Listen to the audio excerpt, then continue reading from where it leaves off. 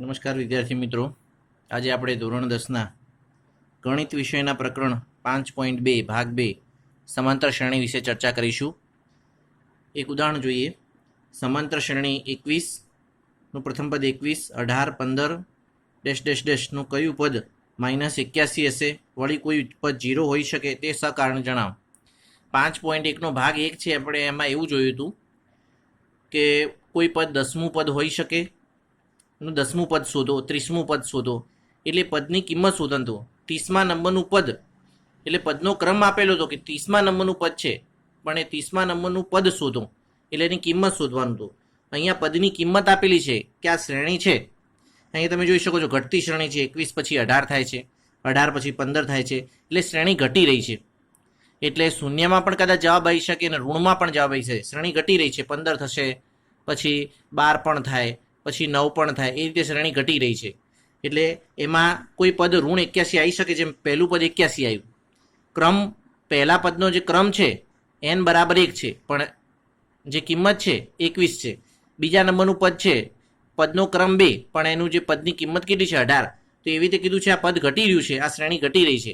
આ શ્રેણીમાં કોઈ પદ -81 હોઈ શકે. એટલે કે અહીંયા પદની કિંમત આપેલી છે, એનની કિંમત આપેલી છે, અને એ કયા નંબરનું પદ હશે, એમ કયું પદ -81 હશે. એટલે -81 એ શું છે? પદની કિંમત આપેલી છે, બરાબર, પણ પદનો આપણે ક્રમ શોધવાનો છે, એટલે n શોધવાનું છે. કયું પદ એટલે પદનો ક્રમ શોધવાનો છે, પદની કિંમત આપેલી છે. આ શ્રેણી ઘટતી જઈ રહી છે. કદાચ એ શ્રેણી ઘટતી એમાં -81 આવી શકે અને ન પણ આવે. કદાચ -80 આવે, પછી સીધું -83 પણ આવી શકે. -81 આવે ખરી, ના આવે, પણ આવે છે કે નથી આવતું. તો આપણે કોઈ પદની જ્યારે કિંમત આપેલી હોય તો એ પદને આપણે an તરીકે લઈ લેવાનો છે, અને એમાં તમારે પદનો જે ક્રમ છે n શોધવાનો છે. અને n હંમેશા શેમાં આવવું જોઈએ? ક્રમ હંમેશા શેમાં હોવા જોઈએ? તો ક્રમ હંમેશા તમારે પ્રાકૃતિક સંખ્યામાં મળવો જોઈએ, બરાબર. ધારો કે 1, 2, 3, 4, 5 એ રીતે જ આવવું જોઈએ, બરાબર. ક્રમ કદી ઋણ ન હોઈ શકે, ક્રમ કદી પોઈન્ટમાં ન હોઈ શકે, બરાબર. એટલે ક્રમ હંમેશા ધન પૂર્ણાંકમાં આવવો જોઈએ, બરાબર. જેમ આપણે હાજરી પત્રકમાં નંબર જોતા હોઈએ છીએ 1, 2, 3, 4, 1.5 કે 1.6 કે એવું જોતા નથી, બરાબર. એટલે ક્રમ હંમેશા શેમાં આવવું જોઈએ? પૂર્ણાંકમાં, n, બરાબર. તો અહીંયા આપણે જોઈશું કે કોઈ શ્રેણીનું પદ -81 હશે કે નહીં. તો આ શું છે? આ શ્રેણી ઘટી રહી છે, અને એમાં ઘટતી શ્રેણીમાં કદાચ કોઈ પદની કિંમત -81 આવે કે ના આવે, પણ એ પદની જો કિંમત -81 મળે તો એના માટે કોઈ પદનો ક્રમ મળવો જોઈએ. તો આ જે પદની કિંમત આપેલી છે આપણે એને n તરીકે લઈ લેવાની છે. પછી આપણે ગણીશું ને એના માટે n શોધવાનો છે. તો સૌ પ્રથમ જોઈએ કે અહીંયા a બરાબર આપેલા છે 21, d બરાબર છે 18, માંથી આગળના 21 બાદ કરી નાખીએ એટલે મળશે તમને -3. અને સૌથી પહેલા જોઈએ કે પદ -81 છે, તો આપણે n બરાબર પહેલા આપણે -81 લઈ લેવાનું. જ્યારે કયું પદ -81 હશે એટલે કોઈ પદની કિંમત આપેલી હોય તો એ પદને આપણે n બરાબર લઈ લેવાનું, અને એના માટે ક્રમ n શોધવાનો છે. આ દાખલામાં કે જો -81 મળશે કે નહીં મળે, કે જો એનો ક્રમ આ શ્રેણી ઘટતી કોઈ ક્રમ મળતો હશે, જો કોઈ ક્રમ પૂર્ણ સંખ્યામાં મળતો હશે, બરાબર, પ્રાકૃતિક સંખ્યામાં, તો આ -81 પદ મળશે ને કે નહીં મળે. તો અહીં n બરાબર -81 છે. અહીંયા સૂત્ર લખીશું a ની જગ્યાએ a + n - 1 × d બરાબર -81. ચલો એની કિંમત આપણે મૂકીશું 21, n - 1. ચલો d ની જગ્યાએ કિંમત મૂકીશું -3 બરાબર -81. આગળ જોઈએ આપણે તો અહીંયા જોશું 21 ના 21 વત્તા આ -3 ક્યાં જશે? અંદર જશે. -3નો ગુણાકાર કોની સાથે? n સાથે કરીશું, એટલે -3n થશે. પછી અહીંયા થશે 3 × 3, તો -3 થશે. અહીંયા થશે -81. હવે આપણે આગળ જોઈએ 21 અને -3 તો કેટલા થશે? 24 - 3n બરાબર -81. હવે જે -24 છે પેલી બાજુ જશે એટલે -24 થઈ જશે. -81 -24 બંનેના ચિહ્ન સરખા, અને શું થશે? સરવાળો. તો અહીંયા થશે તમારે -105. હવે n કરતા બનાવીશું. -3 ગુણાકારમાં છે, નીચે ભાગાકારમાં જશે, ઋણ કેન્સલ થશે. n બરાબર તમને મળશે 35. તો અહીંયા તમે જોઈ શકો છો ક્રમ શેમાં મળે છે? તો તમારી પ્રાકૃતિક સંખ્યામાં મળે છે. એટલે આપણે કહીશું કે શ્રેણીનું 35મું પદ છે એ કેટલું થશે? -81 મળે છે. એટલે આપણે અહીંયા જોઈ શકીએ છીએ કે કોઈ પદ જ્યારે આપેલું હોય એ શ્રેણીમાં આવશે કે નહીં આવે તે પદની કિંમત તમને આપેલી હોય પણ એ પદનો તમારે ક્રમ શોધી નાખવાનો. ધારો કે ક્રમ n બરાબર ઋણ 35 આવે તો સમજી લેવાનું કદી ક્રમ કદી ઋણમાં ના હોય, ક્રમ કદી શૂન્યમાં ના હોય, ક્રમ કદી પોઈન્ટમાં ના હોય. જો એવો આવે તો કહી દેવાનું કે -81 પદ મળતું નથી, પરંતુ અહીંયા જે ક્રમ છે એ પ્રાકૃતિક સંખ્યામાં જે આપણી અંકની જે સંખ્યા હોય 1 2 3 4 5 એમાં મળતું હોય તો એનું પદ મળી જાય છે. આગળ જોઈએ.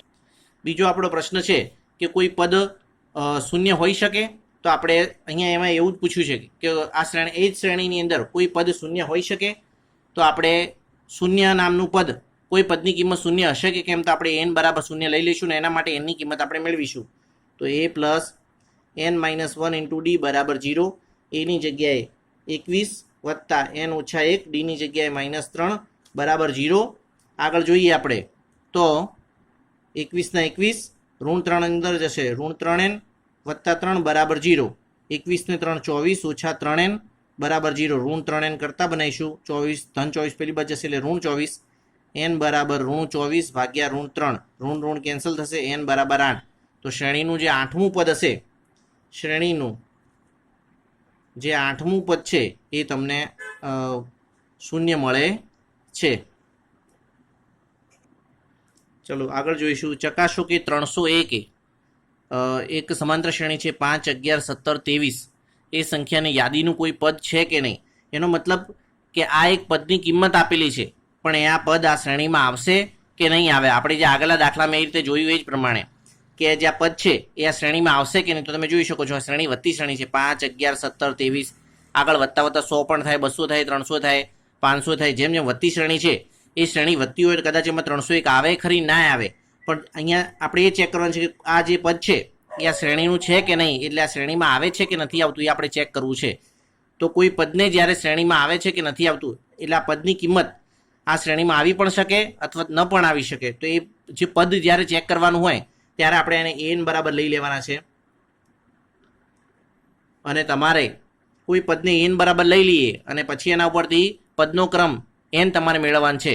બરાબર. જો પદનો ક્રમ પ્રાકૃતિક સંખ્યામાં મળી જાય તો કહી દેવાનું 301 આ શ્રેણીનું પદ છે. તો n બરાબર આપણે 301 લઈ લઈએ. n જે છે અહીંયા આપણે કિંમત મૂકી દઈએ a plus n minus 1 into D બરાબર 301. અહીંયા આપણે જો આગળ લખવું હોય તો લખી શકીએ કે a બરાબર 5 મળે છે અને ડી બરાબર 11 ઓછા 5 એટલે આપણને 6 મળશે. ચલો કિંમતો મૂકી દઈએ. આપણે એની જગ્યાએ મૂકીશું 5, n ઓછા 1. ચલો ડીની જગ્યાએ મૂકીશું આપણે 6 બરાબર 301. માટે 5 ના 5, 6 અંદર જશે, 6n ઓછા 6 બરાબર 301. 5 અને 6 જે છે એ તમારા થશે અહીંયા 11 વત્તા 6n. સોરી, અહીંયા જે 5 છે અને આ ઋણ 6 છે એટલે અહીંયા તમારે થશે 5માંથી 6 જશે એટલે તમારે મળશે અહીંયા ઋણ 1 વત્તા 6n બરાબર 301. 6n કરતાં બનાવીશું. ઋણ 1 છે એ તમારે જશે પેલી બાજુ એટલે 301 વત્તા 1 એટલે 6n બરાબર થશે તમારે 302. n ને કરતાં બનાવીશું 302 ભાગ્યા 6 એટલે તમને અહીંયા મળશે n બરાબર, તો આ બંનેનો ભાગાકાર કરીશું તો આપણને જવાબ મળશે n બરાબર 50.3. આપણે મેં તમને આગળ જ કીધું છે ક્રમ હંમેશા પ્રાકૃતિક સંખ્યામાં આવવો જોઈએ. 1 2 3 4 5 એવો આવવું જોઈએ. ઋણમાં પણ ન ચાલે અને પોઈન્ટમાં જવાબ પણ ના ચાલે. ક્રમ કદી પોઈન્ટમાં હોતો નથી. જેમ કે શ્રેણીનું પહેલું પદ હોય, બીજું પદ હોય, ત્રીજું પદ હોય, 100મું હોય, 101મું હોય, એવી રીતે પદ હોય. પદનો ક્રમ કદી પોઈન્ટમાં આવશે નહીં. આપણે કિંમત નથી શોધવાની, ક્રમ શોધો. ક્રમ જે છે એ પોઈન્ટમાં આ 50.3 નામનું કોઈ પદ હોય જ નહીં. ક્રમ જેમ આપણે વિદ્યાર્થીનો રોલ નંબર 1 2 3 4 5 કહીએ છીએ, કદી 5.6 રોલ નંબર 5.6 કે એવું કંઈ આપણે કંઈ કહેતા નથી. બરાબર. એટલે ક્રમ કદી પોઈન્ટમાં આવે નહીં. એટલે અહીંયા ક્રમ જ ખોટો મળે છે. ક્રમ ખોટો મળતો હોય એટલે યાદ રાખવાનું 301 નામનું કોઈ પદ મળી જ ન શકે. તો આપણે અહીંયા લખશું કે અહીં શ્રેણીમાં 301મું 301 પદ મળી શકે નહીં. આવી કોઈ કિંમત મળે જ નહીં. ચલો આપણે અહીંયા જોઈશું ત્રીજો દાખલો. સમાંતર શ્રેણી છે 3 8 13 18 ડેશ ડેશ ડેશ એનું કેટલામું પદ 78 થાય. એટલે આ એક જેમ વધતી શ્રેણી છે અહીંયા 3 8 13 18 એમ વધતી શ્રેણી છે એટલે એમાં કદાચ 78 આવે ખરી અને ન પણ આવે. તો આ શું છે તમારી કેટલામું પદ 78 છે એટલે આ પદની કિંમત આપેલી છે. કેટલામું પદ એટલે પદનો તમારે ક્રમ n શોધવાનો છે. તો જ્યારે પદની કિંમત આપેલી હોય અને કેટલામું પદ એટલે પદનો ક્રમ શોધવાનો હોય ત્યારે તમારે આ જે કિંમત આપેલી હોય એનો ક્રમ શોધવાનો. કેટલામું પદ 78 થાય એટલે પદની જે કિંમત છે 78 છે, પણ કયા નંબરે 78 આવે છે ખબર નથી. તો પદનો ક્રમ શોધવાનો હોય ત્યારે આપણે આને n બરાબર ધારી લેવાશું. પદની જ્યારે કિંમત આપેલી હોય અને શું કીધું છે કેટલામું પદ એટલે પદનો ક્રમ નક્કી કરો એટલે n શોધવાનું છે. ચલો અહીંયા આપણે લખીશું a વત્તા n-1 ઇન્ટુ ડી બરાબર 78. અહીંયા તમે a ને ડીની કિંમત પણ લખી શકો છો. a બરાબર 3 થશે, ડી બરાબર 8માંથી 3 જશે તો તમને 5 મળશે. ચલો અહીંયા આપણે લખી દઈશું a બરાબર 3, n ઓછા 1, ડીની જગ્યાએ લખીશું આપણે 5, 78, 3 ના 3, n અંદર જશે 5n ઓછા 5 બરાબર 78. ચલો 3માંથી 5 જાય તો કેટલા વધશે? -2 વત્તા 5n બરાબર 78. -2 પહેલી બાદ જશે એટલે -2 થઈ જશે. 78 વત્તા 2 તો 5n બરાબર 80 થશે તમારે. ચલો n બરાબર 80 ભાગ્યા આ નીચે ભાગાકારમાં જતો રહેશે, n બરાબર તમને 16 મળશે. હંમેશા ક્રમ જે છે પ્રાકૃતિક સંખ્યામાં હોવો જોઈએ, બરાબર, અંકોમાં હોવો જોઈએ તો એ મળી જાય છે. તો કેટલામું પદ જે છે 78 થશે. તો કયા નંબરનું પદ મળી જશે? તો 16મું પદ. કેટલામું પદ? તો આપણે લખશું કે અહીં શ્રેણીનું 16મું પદ 78 થાય છે. દરેક દાખલાઓમાં આપણે યાદ રાખીશું જ્યારે બરાબર વચ્ચે હોય ત્યારે આપણે આગળ માટે લખવાનું છે. દરેક દાખલાઓની અંદર દરેક સ્ટેપની આગળ આપણે માટેનું ચિહ્ન લગાડીશું.